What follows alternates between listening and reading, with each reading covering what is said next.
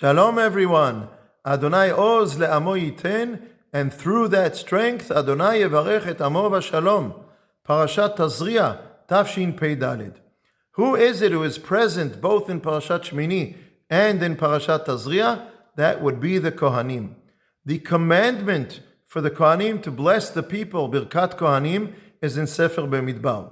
But the first time that we receive a blessing from Aharon HaKohen is in Parashat Sh'mini, on the same day of the dedication, Chanukat HaMishkan. After performing all the work that needed to be done on that day, Aharon blesses the people.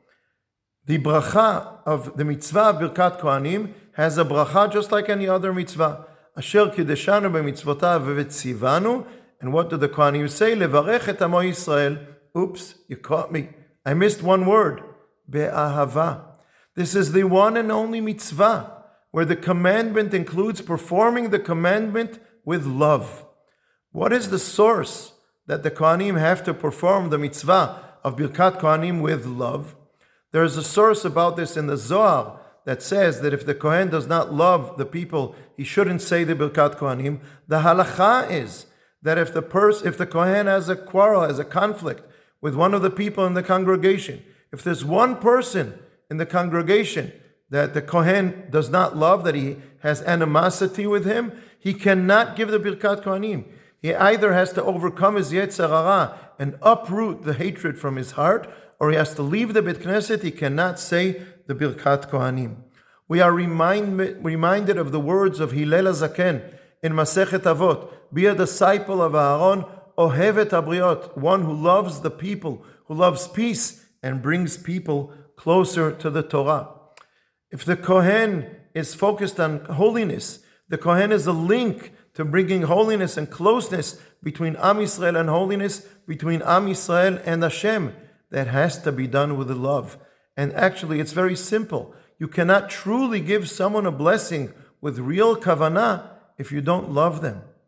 I'm also reminded of the bracha of a parent to their children on Shabbat. That is certainly done with love.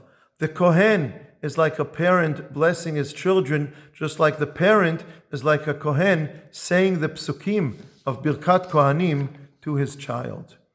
And who are the two main figures in Parashat Tazria?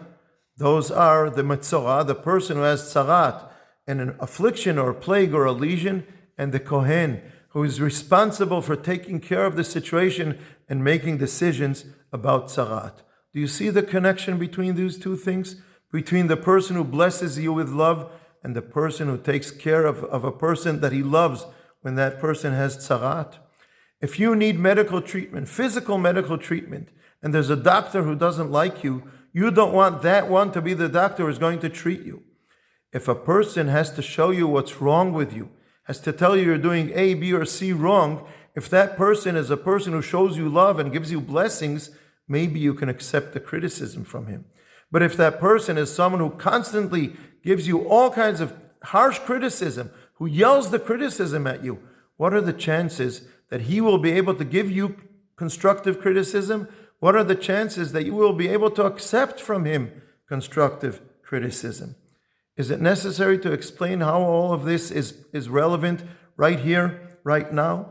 If there is someone in Am Yisrael that you think is making a very big mistake, you even think he's to blame about that mistake. If you are yelling it at him all the time, is that going to have any effect? To demonstrate, to scream, to yell is legal. It's legitimate. It's even necessary for that to be legitimate in a free society. But is it constructive? Is it going to be effective? What we need to do is to meet with one another, to get to know one another better, to be able to show one another that we can bless one another with love. Then maybe we will be able to give and to accept constructive criticism. I know it's frustrating because every person needs the person that he's criticizing to accept the criticism right now. I know. And it's a long road, what I'm suggesting. But the shortest road is the long road. We should start by getting to know one another better, by being able to bless one another with love, and then maybe we will be able to give and to accept from one another constructive criticism. Am Yisrael, be'atzlacha.